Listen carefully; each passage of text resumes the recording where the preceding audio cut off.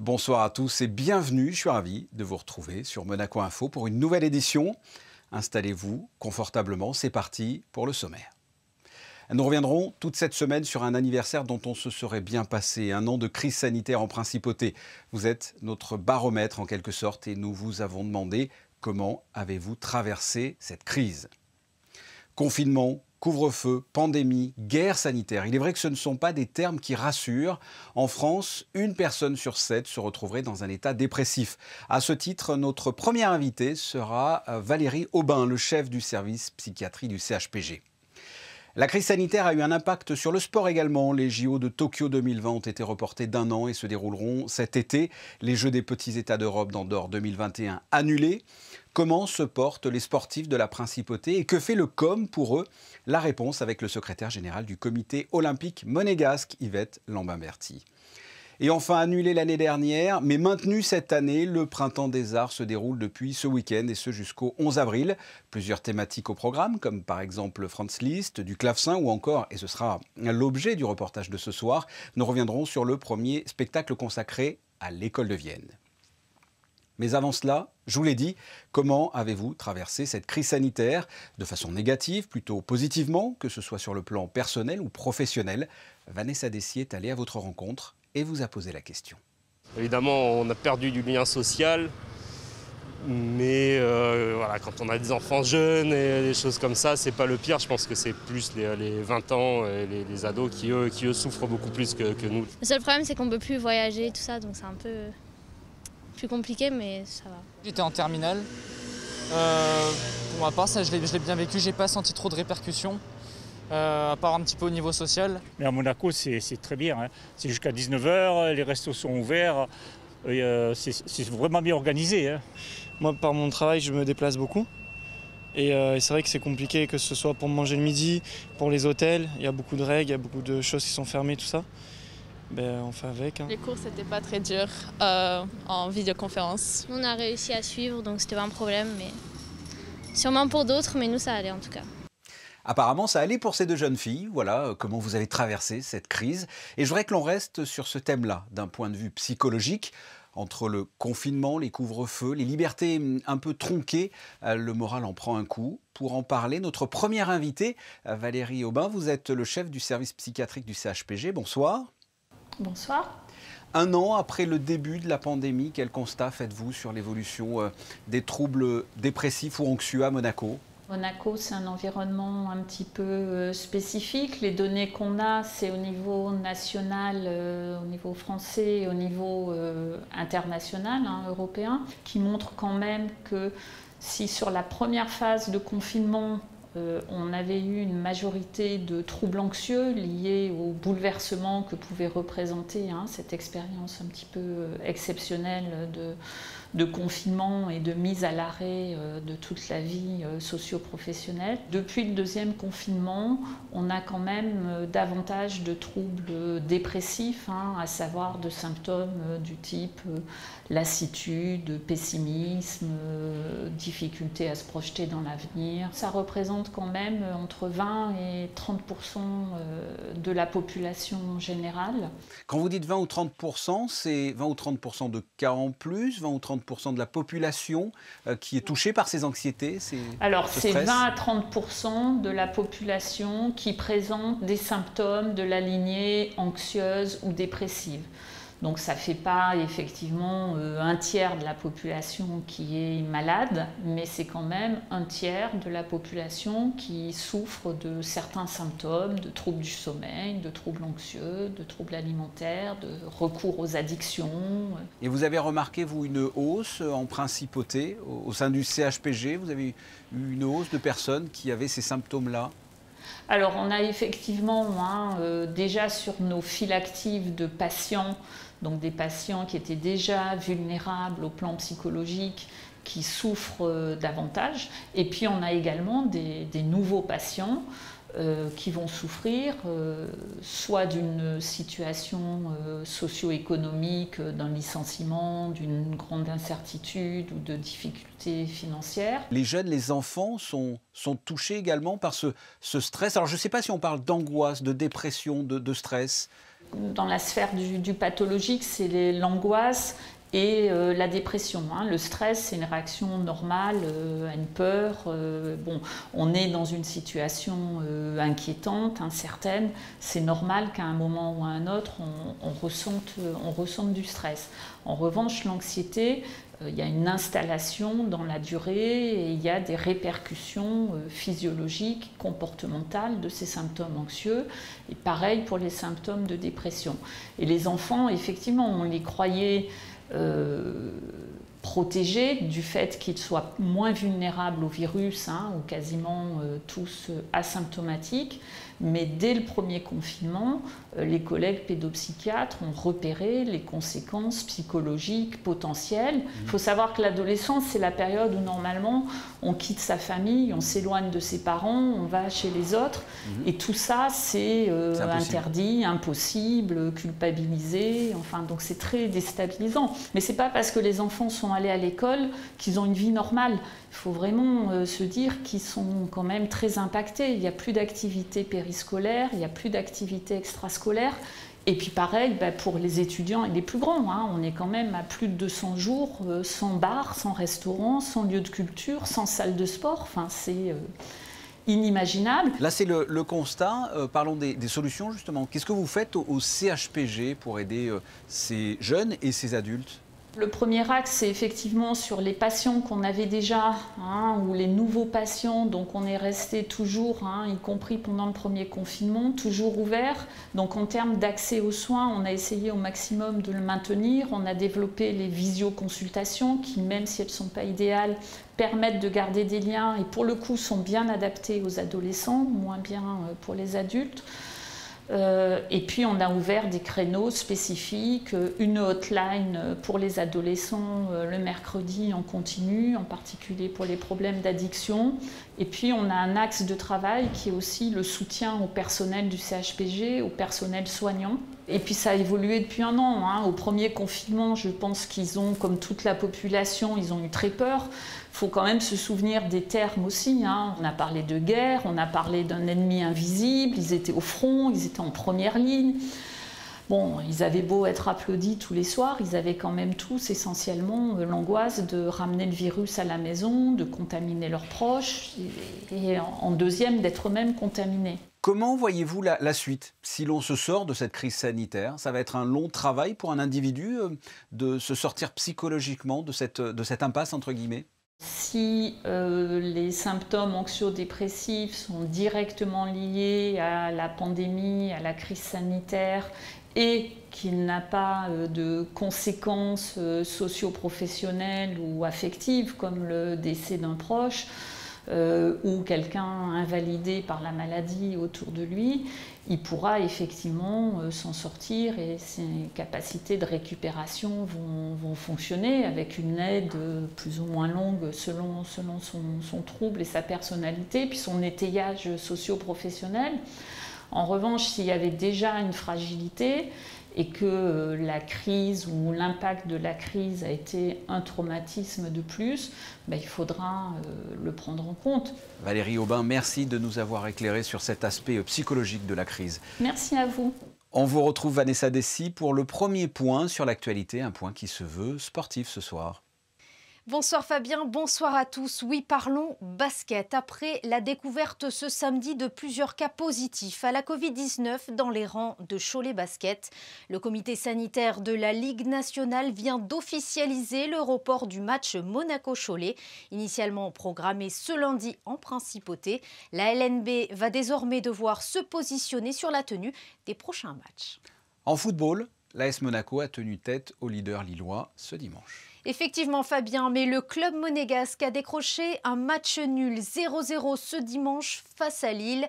À l'occasion de cette 29e journée de Ligue 1, l'ASM s'est montré tactique, mais n'a pas réussi à trouver le chemin défilé.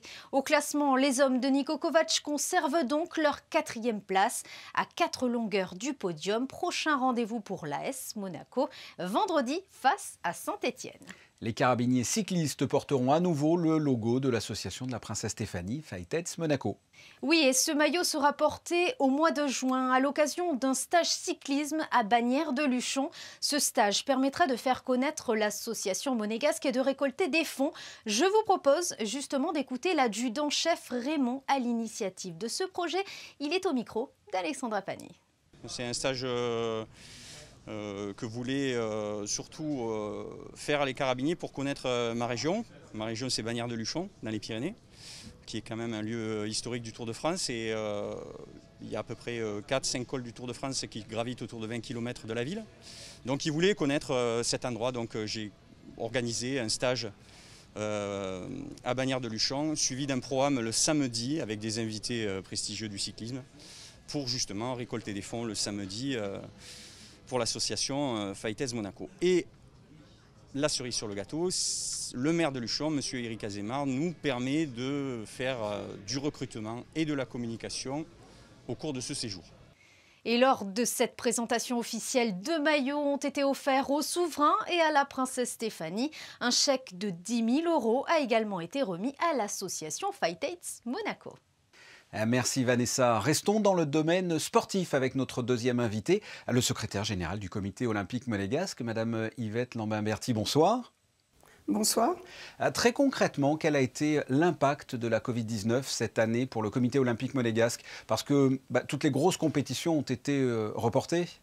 En effet, oui. Depuis l'annonce du report des Jeux olympiques de Tokyo, au fur et à mesure, de très nombreux événements ont été reportés par chance, pas tous annulés, notamment les Jeux des petits États d'Europe qui devaient avoir lieu en 21 sont reportés en 25.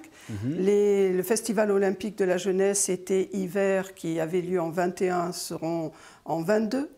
Et puis les Jeux olympiques d'été, enfin les Jeux de la jeunesse plutôt, d'été, devaient avoir lieu au Sénégal en 22 et ils auront lieu au Sénégal, mais en 26. Des reports, et pourtant vous n'avez pas chômé au comité olympique depuis un an de crise sanitaire. Ah oui, non. Nous n'avons pas chômé parce que, en fait, avec les nouvelles dispositions que nous avons utilisées, c'est-à-dire toutes les vidéos, les technologies, nous sommes restés en contact avec toutes les organisations internationales, que ce soit le CIO, les comités olympiques du monde entier, les Européens, les Jeux méditerranéens aussi, parce qu'il y avait des choses. Donc, en fait, c'est très intéressant parce qu'on a des contacts beaucoup plus directs que lorsqu'on était uniquement, on attendait certaines réunions. Dans quel état d'esprit sont les sportifs de la Principauté ?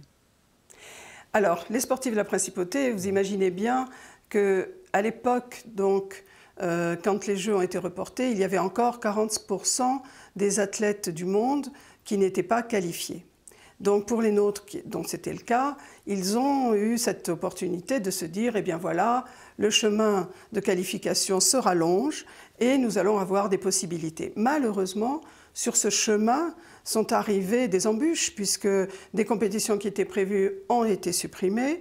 Et donc nous arrivons maintenant dans la phase définitive, c'est-à-dire qu'on est dans la dernière tranche où ils ont des possibilités de se qualifier et où on espère certainement que nous ayons le moyen. D'ailleurs, nous avons un très bon exemple aujourd'hui même, puisque depuis hier, nous avons notre jeune fille pongiste qui est au Qatar et qui fait une compétition mondiale.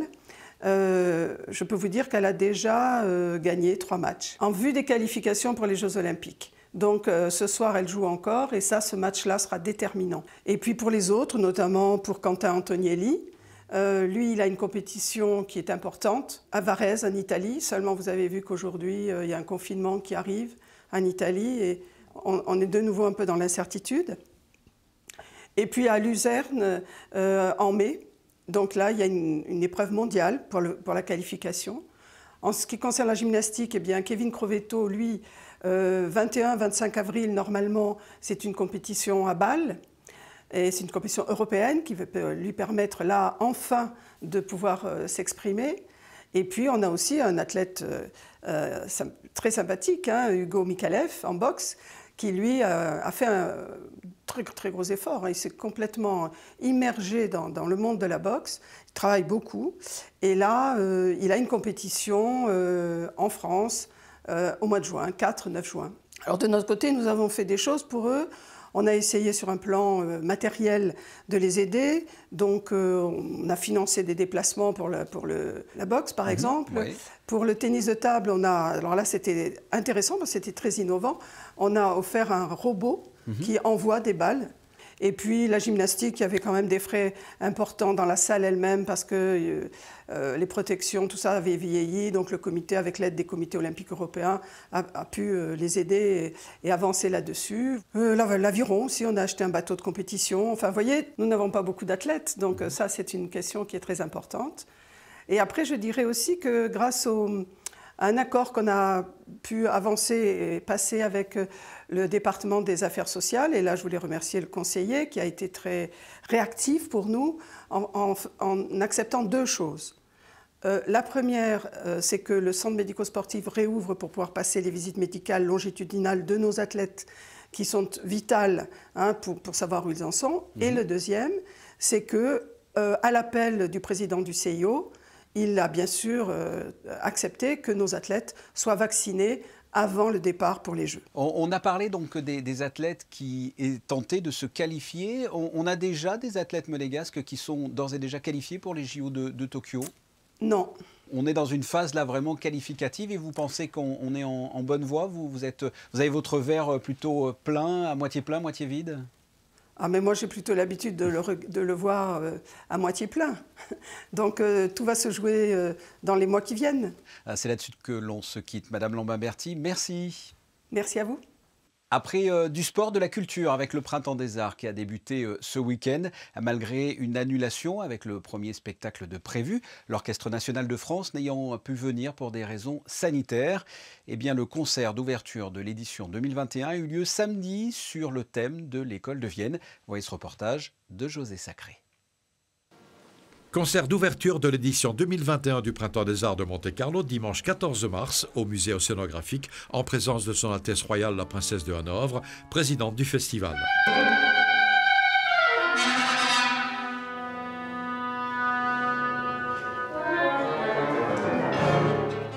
Les solistes et l'ensemble intercontemporain dirigé par Matthias Pincher ont interprété des œuvres de compositeurs de l'école de Vienne, l'un des 5 thèmes du festival cette année.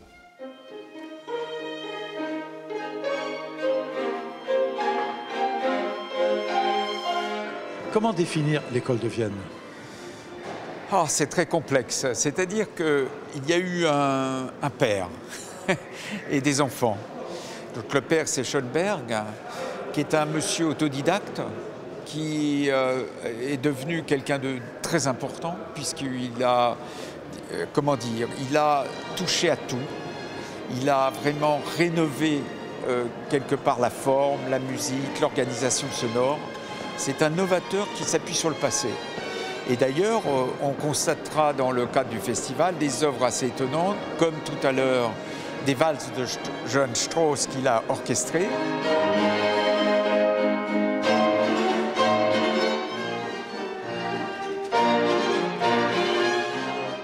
Ou le quintet de Brahms qu'il a orchestré pour grand orchestre, qu'on entendra aussi. Donc c'est quelqu'un de multiforme.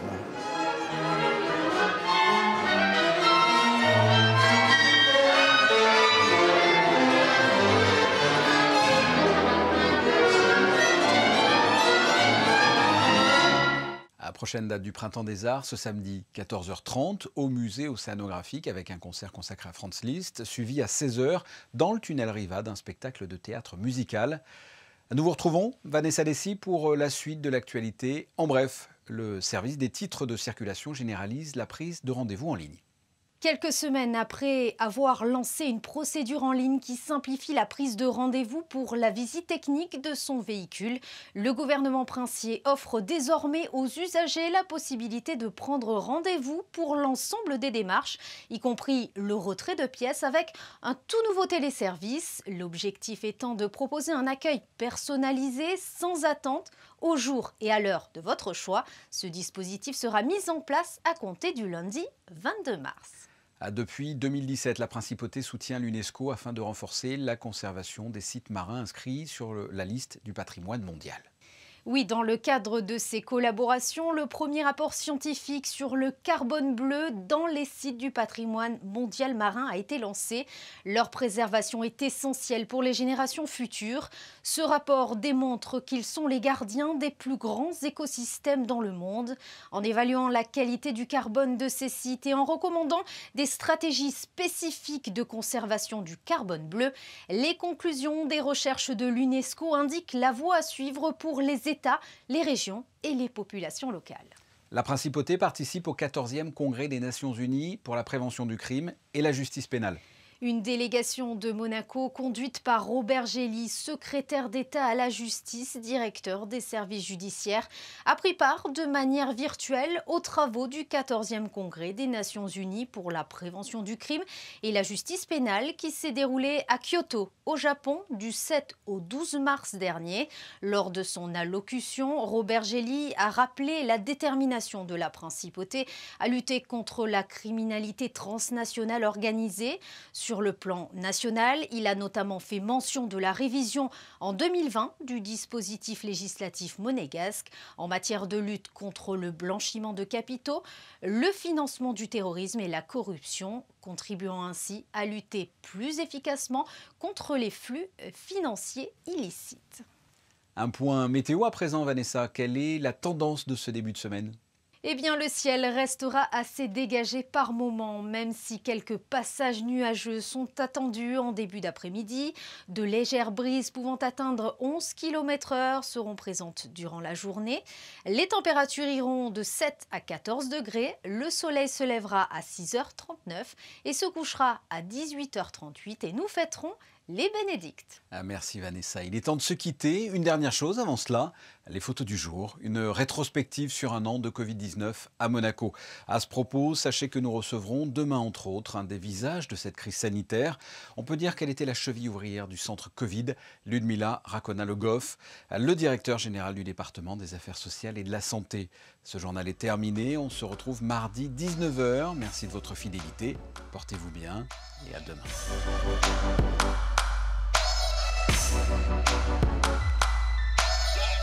Thank you.